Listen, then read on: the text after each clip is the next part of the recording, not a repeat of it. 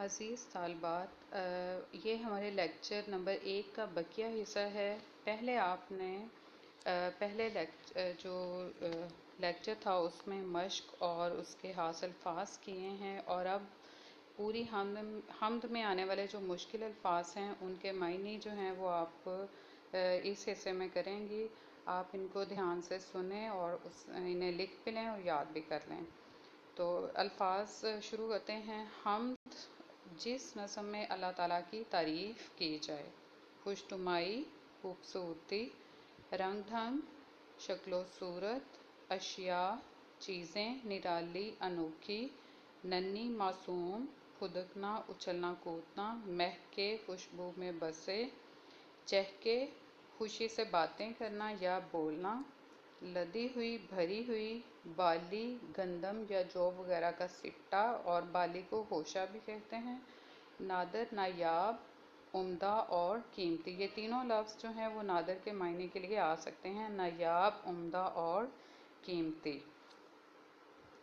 جس قدر، جتنی، ادا، چال، صورت، حکمت، دانائی، سمجھ بھی، چٹکنا، کھلنا، قدرت، شان، پرند، پرندے، عجیب، حیرت انگیز، ڈالی، شاخ، ٹہنی بھی ہو سکتا ہے ڈالی کا مطلب، اور شے کا مطلب ہے چیز، قوی، طاقتور یا مضبوط۔ یہ آپ کی حمد میں جتنے بھی مشکل لفظ تھے یہ ان کے معنی ہیں، تاکہ آپ حمد کو اچھی طرح سے سمجھ سکیں اور اس میں آپ کو کسی قسم کی مشکل پیش نہ آئے۔ یہ سارے معنی آپ نے یاد بھی کرنے ہیں۔ اب آپ کا مرکزی خیال ہے حمد کا، اسے آپ نوٹ کر لیں۔ اللہ تعالیٰ نے اپنی حکمت سے ہر چیز نرالی بنائی ہے، کائنات کی ہر شے خوبصورت ہے، کوئی چیز بیکار نہیں ہے، بے شک اللہ ہی قوی و قادر ہے۔ اب آپ کے سوالات کے جوابات ہیں، انہیں بھی آپ نے لکھ لینا ہے اور یاد کر لینا ہے۔ تو پہلا سوال ہے کہ حمد کس نظم کو کہتے ہیں؟ یہ سامنے آپ کو جواب نظر آ رہے ہیں کہ جس نظم میں اللہ تعالیٰ کی تعریف بیان کی جائے اسے حمد کہتے ہیں۔ سوال نمبر 2 ہے، اس حمد میں بیان کردہ اللہ تعالیٰ کی کوئی سی 2 نعمتوں کا ذکر کریں۔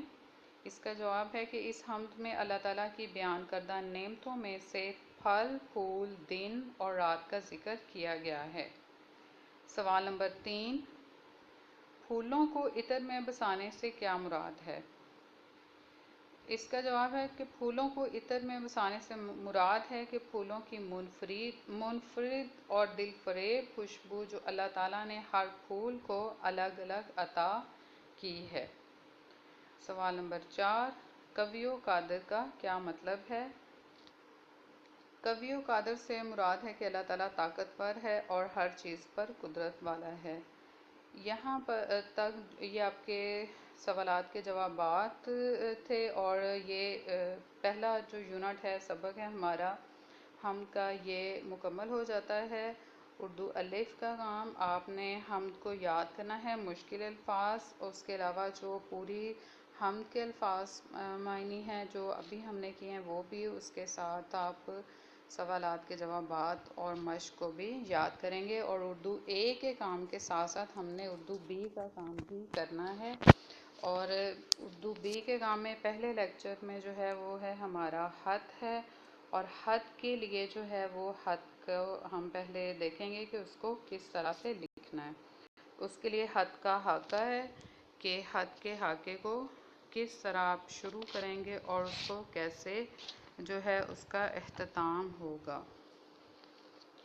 تو سب سے پہلے جو خط کا آغاز ہے وہ آپ لکھیں گی پہلے نمبر پر، صفحے کے دائیں طرف آپ نے لکھنا ہے امتحانی مرکز لکھنا ہے، اور امتحانی مرکز کے بعد آپ نے تاریخ لکھنی ہے۔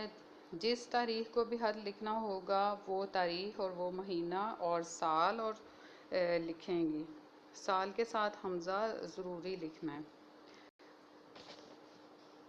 یہ پیٹرن میں شامل ہے، اور اگر آپ نہیں لکھیں گے تو پھر جو ہے وہ آپ کے نمبر کٹ سکتے ہیں۔ نمبر 3 جو ہے، تیسرے نمبر پر آپ کریں گے کہ جس کو بھی القاب و اداب میں جس کے نام خط لکھنا ہے اس کا نام آ جائے گا، یعنی چچا کو، ماموں کو، یا والدہ کو، دوست کو، یا والد کو۔ جیسے اس میں ہے پیارے ابا جان، اور وہ آپ نام لکھنے کے بعد اس کے آخر میں ندائیہ بھی ضرور ڈالیں گے۔ نمبر 4 پر ہے آداب میں السلام علیکم، اور السلام علیکم میں بھی جیسے ہم نے نمبر 3 پہ کیا تھا کہ ابا جان کے ساتھ ندائیہ اینڈ پر ڈالا، اس میں بھی ندائیہ ضرور لکھیں گے۔ اور اس کے بعد نفس مضمون کا آغاز ہوتا ہے۔ اس کی ابتدائی سطور میں آپ جو ہے وہ تھوڑی سی تمہید لکھیں گی کہ آپ کا ہاتھ ملا پڑھ کر خوشی ہوئی، یا امید ہے کہ آپ خیریت سے ہوں گے۔ اس طرح کے جملے سے آپ نے آغاز کرنا ہے، اور پھر باقاعدہ نفس مضمون کی طرف آ جانا ہے، جو کہ جب مکمل ہو جائے گا، اور پھر آپ آخر میں لکھیں گی دعائیہ کلمات ہوں گے، جس میں دعا اور سلام ہوتا ہے کہ گھر میں سب کو سلام، ننھی کو پیار۔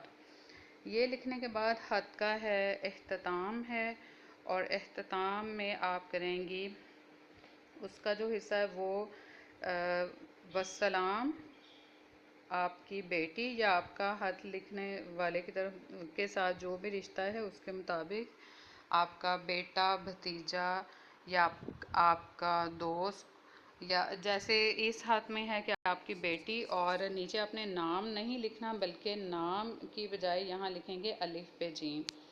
آپ نے خط لکھتے ہوئے ان ساری باتوں کا خیال رکھنا ہے، تو پھر آپ کو جو ہے وہ پیٹرن جو ہے اگر آپ کا صحیح ہوگا تو پھر آپ کے نمبر بھی پورے ہوں گے، اور آپ کا خط بھی ٹھیک ہوگا۔ اب آپ کا جو اس ہمارے پہلے لیکچر میں جو خط ہے وہ شامل ہے آپ کی قندیل ادب کا پہلا خط ہے، وہ میں آپ کو بتا دیتی ہوں کہ وہ کون سا ہے۔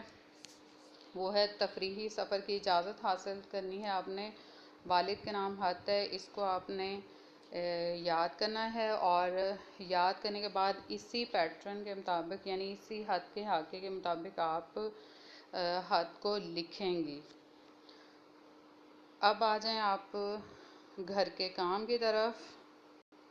گھر کے کام میں جیسے میں نے پہلے بھی بتایا کہ حمد جو ہے وہ آپ نے زبانی یاد کر لینی ہے، پوری حمد کو اچھی طرح سے، اور حمد یاد کرنے کے بعد جو اگلا آپ کا ہے کام وہ ہے سوالات کے جوابات، اور پوری مشق جو ہے وہ آپ نے یاد کرنی ہے۔ اس کے ساتھ ساتھ مشکل الفاظ کے معنی آپ کو کروائے ہیں وہ بھی آپ کریں گی یاد، اور اردو بے کے کام میں تفریحی سفر کی اجازت کے لیے والد کے نام خط جو ہے اس کو یاد کرنا ہے۔ اور اگر آپ کو امید ہے ویسے کہ آپ کو سارے اس لیکچر کی سمجھ آ گئی ہوگی، اردو الف کا کام، اردو بے کا کام، پھر بھی اگر آپ کو کوئی سمجھ نہ آئی ہو تو آپ پوچھ سکتے ہیں۔ یہ فون نمبر آپ کو نظر آ رہا ہے، آپ جو بھی کوئی مسئلہ ہوگا یا کسی چیز کی سمجھ نہیں آئی ہوگی وہ آپ سوال کر کے پوچھ سکتے ہیں۔ اللہ ہم سب کا حامی و ناصر ہو۔ اللہ حافظ۔